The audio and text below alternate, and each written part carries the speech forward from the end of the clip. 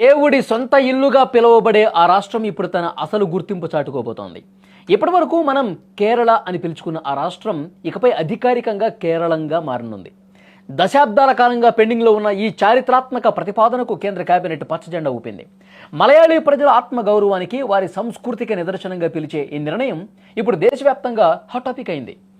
Kerala assembly గతంలోనే ఈ పేరు మార్పుపై గళమెత్తింది.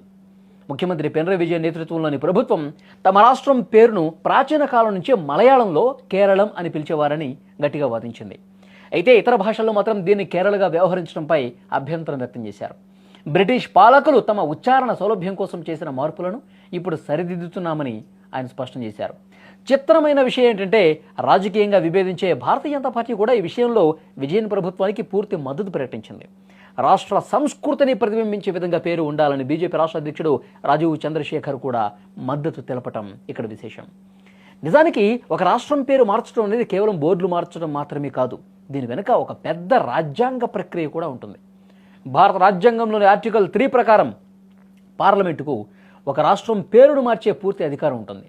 దీనికోసం ప్రత్యేకంగా రాజ్యాంగ సవరణ చేయాల్సిన అవసరం లేదు. కేవలం సాధారణ మెజారిటీతో బిల్లు ఆమోదం పొందితే సరిపోతుంది. ఇప్పటికే కేరళ అసెంబ్లీ తీర్మానాన్ని ఆమోదించి కేంద్రానికి పంపింది. ఇప్పుడు కేంద్ర కేబినెట్ కూడా ఆమోదం తెలపడంతో తదుపరి అడుగు రాష్ట్రపతి సిఫార్సు మేరకు పార్లమెంటు ఉభయ సభల్లో బిల్లు ప్రవేశపెట్టడమే. రాష్ట్రపతి ఆమోద ముద్ర పడ్డ తర్వాత రాజ్యాంగంలోని 8వ షెడ్యూల్లో ఉన్న అన్ని అధికారిక భాషల్లో కేరళ అనే పదం స్థానంలో కేరళం వచ్చి చేరుతుందన్నమాట. ఆ తర్వాతే కేరళం అనే పేరు అధికారికంగా రికార్డుల్లోకి చేరుతుంది. రాజ్యాంగంలోని 8వ షెడ్యూల్లో ఉన్న అన్ని భాషల్లోనూ ఇకపై ఈ కొత్త పేరే దర్శనం ఇవ్వబోతోంది.